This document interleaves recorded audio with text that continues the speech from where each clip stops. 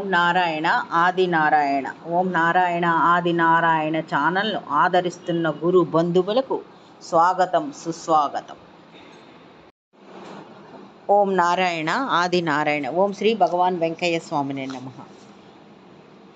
ఆశ్రిత జన రక్షకుడు, దీనజన బాంధవుడు శ్రీ భగవాన్ వెంకయ్య స్వామి వారి పాద పద్మములకు నా ప్రణామములు.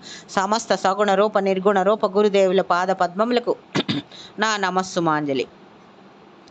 అవధూత శ్రీ భగవాన్ వెంకయ్య స్వామి వారి అనుగ్రహంతో, సమస్త గురుదేవుల ఆశీస్సులతో శ్రీ మొగలిచర్ల దత్తాత్రేయ స్వామి వారి లీలా వైభవం. ఓం శ్రీ గణేశాయ నమః. ఓం శ్రీ సరస్వతి నమః. ఓం శ్రీ గురుభ్యో నమః. ఓం నారాయణ ఆది నారాయణ.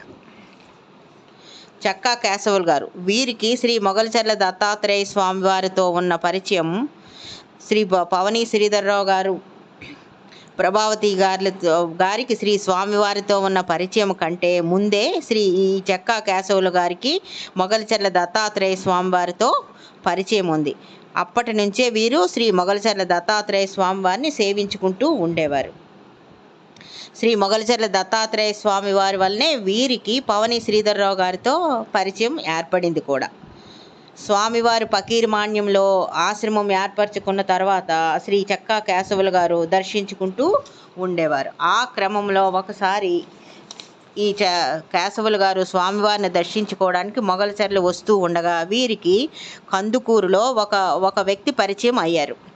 అతను మాటల సందర్భంలో ఇలా చెప్పారు. అతనికి వివాహం జరిగి 7 సంవత్సరాలు అయిందని, సంతానం కలగలేదని, తాను తన భార్య దిగులు చెందుతున్నామని చెప్పారు. ఇది జరిగినది 1975.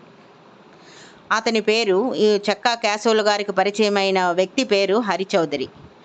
అప్పుడు ఈ కేశవులు గారు ఇలా చెప్పారు. తాను మొగలిచర్లలో తపస్సు చేసుకుంటున్న శ్రీ దత్తాత్రేయ స్వామి వారిని కలవడానికి వెళ్తున్నానని, తనతో పాటు వచ్చి స్వామివారి దగ్గర ఆశీర్వాదం పొందితే ఫలితం ఉంటుందని వారికి చెప్పారు కేశవులు గారు.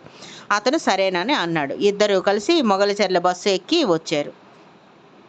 ఇంటికి వచ్చిన తర్వాత వీరు బస్సు ఎక్కి మొగలిచర్ల వచ్చి పవని శ్రీధర్రావు గారి ఇంటికి వచ్చారు. అప్పుడు శ్రీధర్రావు గారు వీరికి కేశవులు గారికి ఒక బండి ఏర్పాటు చేశారు.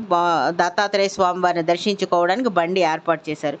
ఆ బండిలో వెళ్తూ నాగేంద్ర ప్రసాద్ గారిని కూడా ఇతను కేశవులు గారు రమ్మన్నారు. అప్పుడు కేశవులు గారు, హరిచౌదరి, తర్వాత నాగేంద్ర ప్రసాద్ గారు, వీరు ముగ్గురు బండిలో శ్రీ మొగలిచర్ల దత్తాత్రేయ స్వామి వారి ఆశ్రమానికి సాయంత్రం 5 గంటలకి చేరారు. స్వామివారు అప్పటికి వెళ్ళేటప్పటికి వీరు ధ్యానంలో ఉన్నారు. తలుపులు వేసి ఉన్నాయి. గంట గడిచింది. 2 గంటలు పూర్తయ్యాయి. స్వామివారు బయటకు రాలేదు. చీకట పడింది. ఆశ్రమంలో ఉన్న వంటగది నుంచి లాంతరు తీసుకొచ్చి ఇతను ప్రసాద్ గారు దీపం వెలిగించారు. మరో గంట గడిచింది.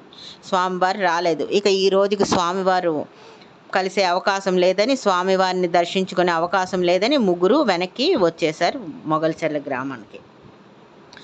వచ్చిన తర్వాత అతను హరిచౌదరి స్వామివారి దగ్గర తనకి ఆశీర్వాదం పొందే ప్రాప్తం లేదని, తర్వాత ఇంకా తెల్లవారు తనకు పనులు ఉన్నాయని ఆ రాత్రికే ఆఖరి బస్సుకు అతను కందుకూరు వెళ్ళిపోయారు. తెల్లవారింది. మరుసటి రోజు కేశవులు గారు తిరిగి ఆశ్రమానికి వెళ్ళొస్తానని అంటే శ్రీధర్రావు గారు వీరికి బండి ఏర్పాటు చేశారు. అప్పుడు కేశవులు గారు, నాగేంద్ర ప్రసాద్ గారు ఇద్దరు ఆశ్రమానికి వెళ్ళారు. వీరు వెళ్ళేటప్పటికీ స్వామివారు ఆశ్రమం బయటే నిలబడి ఉన్నారు. కేశవులు గారిని చూసిన వెంటనే ఇలా అన్నారు మొగలిచర్ల దత్తాత్రేయ స్వామివారు. కేశవులు గారు, నన్ను ప్రశ్నలు చెప్పేవాడిగా మారుద్దామని అనుకుంటున్నారా? తలరాతను నేను మార్చగలనా అని అన్నారు స్వామివారు. అప్పుడు కొద్దిసేపు కేశవులు గారు మౌనంగా ఉండి ఇలా అన్నారు. స్వామి, అతను చాలా బాధపడుతూ ఉంటే చూడలేక మీ వద్దకు తీసుకువచ్చాను. ఆశీర్వదిస్తే అతనికి సంతానం కలుగుతుంది. నేనే నచ్చజెప్పాను. తీరా ఇక్కడికి వస్తే మీరు ధ్యానంలో ఉన్నారని అన్నారు కేశవులు గారు. అప్పుడు స్వామివారు పెద్దగా నవ్వి ఇలా అన్నారు. నేను చేసేదేముంది? అతనికి సంతాన యోగం ఉంది. మరో ఏడాదికి పిల్లలు పుడతారు. ఆ మాటే చెప్పండి. మీరు పిల్లలు పుట్టిన తర్వాత వారికి ఆశ్రమానికి తీసుకొచ్చి ఆశీర్వాదం పొందమని చెప్పండి అని అన్నారు స్వామివారు. ఆ తర్వాత కేశవులు గారితో దాదాపు ఒక గంట సేపు ఇతర విషయాలన్నీ స్వామివారు మాట్లాడారు. కేశవులు గారు కూడా ఎంతో సంతోషంగా తృప్తితో స్వామివారికి నమస్కారం చేసుకున్నారు, మాట్లాడుకున్నారు. స్వామివారి పాదాలకి నమస్కారం చేసుకొని సెలవు తీసుకున్నారు. అప్పుడు నాగేంద్ర ప్రసాద్ గారిని స్వామివారు ఇలా అడిగారు, చదువు కోసం నువ్వు ఎప్పుడు కనిగిరికి వెళ్తున్నావు అని నాగేంద్ర ప్రసాద్ గారిని అడిగారు. అప్పుడు ఇతను ప్రసాద్ గారు ఇలా అన్నారు, వచ్చే ఆదివారం దాకా సెలవులు ఉన్నాయి స్వామి, ఆదివారం మధ్యాహ్నం వెళ్తాను అని అన్నారు ఇతను. అప్పుడు స్వామి ఇలా అన్నారు, వెళ్ళే ముందు రోజు మీ అమ్మ నాన్నతో పాటు నీవు కూడా ఇక్కడికి రా అని అన్నారు. ఇతను నాగేంద్ర ప్రసాద్ గారు సరేనన్నారు. కేశవులు గారు ఆ రోజు మధ్యాహ్నమే తిరిగి విజయవాడ వెళ్ళిపోయారు. వెళ్తూ కందుకూరులో ఉన్న హరిచౌదరికి స్వామివారు చెప్పిన మాట చెప్పి వెళ్ళారు. ఆ మరుసటి సంవత్సరం అనగా 1976 మే 6వ తేదీన స్వామివారు సిద్ధి పొందారు. ఆ తర్వాత ఆగస్టు నెలలో హరిచౌదరికి మొదటి సంతానంగా అమ్మాయి పుట్టింది. మరో 3 నెలలకి ఆ హరిచౌదరి దంపతులు బిడ్డను తీసుకొని స్వామివారి మందిరానికి వచ్చి స్వామివారి సమాధి వద్ద బిడ్డను పడుకోబెట్టి ఆశీర్వచనం తీసుకున్నారు, కన్నీళ్లు పెట్టుకున్నారు. స్వామివారు చెప్పిన మాట పొల్లుపోలేదు. సంతానం కలిగిన తర్వాత ఆశ్రమానికి వచ్చి ఆశీర్వాదం పొందమని చెప్పారు కానీ తాను నేరుగా కలుస్తానని చెప్పలేదు. హరిచౌదరి తన కూతురికి దత్తలక్ష్మి అని పేరు పెట్టుకున్నారు. ఇంకొక లీల. ఒకసారి 30 సంవత్సరముల లోపే ఉంటాయి ఆ దంపతులు.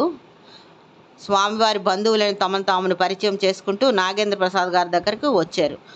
ఇక్కడ నిద్ర చేయాలని అనుకుంటున్నాము మేము, మాకు ఉండడానికి ఏమైనా గది ఇస్తారా అని నాగేంద్ర ప్రసాద్ గారిని అడిగారు. వారికి అదేవిధంగా వారు అడిగినట్టుగా ఒక గది కేటాయించారు నాగేంద్ర ప్రసాద్ గారు. తర్వాత ఆ దంపతులు ఇద్దరు స్నానాధికాలది ముగించుకొని తిరిగి మందిరంలోకి వచ్చారు. ఆ రోజు శనివారం కనుక స్వామివారి సమాధి వద్దకు వెళ్ళడానికి వీల్లేదు కనుక దూరం నుంచే నమస్కారం చేసుకున్నారు. అప్పుడు వారు నాగేంద్ర ప్రసాద్ గారితో వాళ్ళ వివరాలు ఇలా వివరించారు. వారికి వివాహం జరిగి 4 ఏళ్ళు అవుతుందని, ఇద్దరు డెంటల్ డాక్టర్స్గా నెల్లూరులో ప్రాక్టీస్ చేస్తున్నట్టు, కానీ ప్రాక్టీస్ ఆశాజనకంగా లేదని, ఆర్థికంగా ఇబ్బందుల్లో ఉన్నట్టు, దుబాయ్లో ఉన్న ఒక పెద్ద హాస్పిటల్ నుంచి వారికి రమ్మని ఆఫర్ వచ్చింది కానీ వెళ్ళాలని అనుకుంటున్నట్టు, కానీ గత 3 నెలలుగా ఏదో అడ్డంకి వలన వారు అక్కడికి వెళ్ళలేకపోతున్నట్టు చెప్పారు. వారికి ఉన్న ఆర్థిక సమస్యలు తీరిపోయి దుబాయ్ వెళ్ళడానికి వీలు కుదరాలని స్వామివారికి విన్నవించుకుందామని వచ్చామని వారు నాగేంద్ర ప్రసాద్ గారితో చెప్పారు. సాయంత్రం పల్లకీ సేవ ఎన్ని గంటలకో అడిగి తెలుసుకున్నారు. పల్లకీ సేవలో వారిద్దరూ పాల్గొంటామని చెప్పారు. అదేవిధంగా వారు 7 గంటలకి పల్లకీ సేవలో పాల్గొన్నారు. దంపతులు ఇద్దరు భక్తిగా పాల్గొన్నారు. పల్లకీ మందిరం చుట్టూ తిరిగే 3 ప్రదక్షిణాల్లోనూ పల్లకీని అతను మోశారు. పల్లకీ సేవ తర్వాత అన్నదాన సత్రానికి కూడా వెళ్ళి అన్నప్రసాదం స్వీకరించి వచ్చారు. వాళ్ళ కోసం గది కేటాయించిన ఆ రాత్రి మాత్రం వారు మండపంలోనే నేల మీదే నిద్ర చేశారు. మరుసటి రోజు ఆదివారం కనుక తెల్లవారుజామునే లేచి స్నానం చేసి స్వామివారి మండపం చుట్టూ ప్రదక్షిణములు చేశారు. తర్వాత ప్రభాత సేవ, హారతులు, పూజ అన్నీ అయిపోయిన తర్వాత శ్రీ మొగల్చర్ల దత్తాత్రేయ స్వామివారి సమాధి వద్దకు వెళ్ళి ఒక 10 నిమిషాల పాటు నిల్చొని ప్రార్థించుకున్నారు. వాళ్ళ కోరికను స్వామివారికి విన్నవించుకున్నారు. బయటకు వచ్చిన తర్వాత నాగేంద్ర ప్రసాద్ గారితో చెప్పారు, స్వామివారికి మా కోరిక విన్నవించుకున్నాము అని చెప్పారు.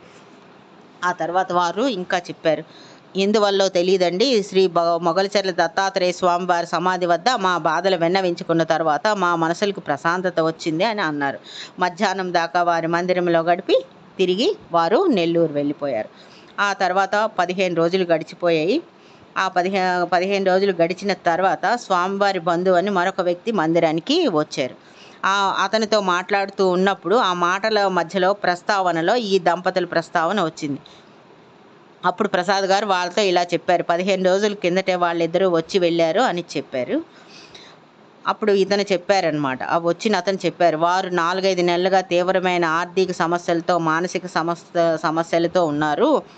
అప్పుడు ఆ అమ్మాయి తల్లిగారు వాళ్ళని మొగల్చర్ల వెళ్ళి దత్తాత్రేయ స్వామి వారిని శరణు కోరమని చెప్పిందని, ఆవిడ మాట ప్రకారం వాళ్ళిద్దరూ మొగల్చర్ల వచ్చారని అతను వచ్చిన వ్యక్తి తెలిపాడు. స్వామివారి ఇంకొక విషయం కూడా అతను తెలిపాడు. శ్రీ మొగల్చర్ల దత్తాత్రేయ స్వామివారికి మొక్కుకున్న 3 రోజుల్లోనే దుబాయ్ నుంచి వారికి పిలుపు వచ్చిందని, మరో వారంలోపు దంపతులు దుబాయ్ వెళ్తున్నారని వచ్చిన వ్యక్తి తెలిపాడు. ప్రస్తుతం ఆ దంపతులు దుబాయ్లో సలక్షణముగా ఉన్నారు. ఓం నారాయణ. ఆది నారాయణ.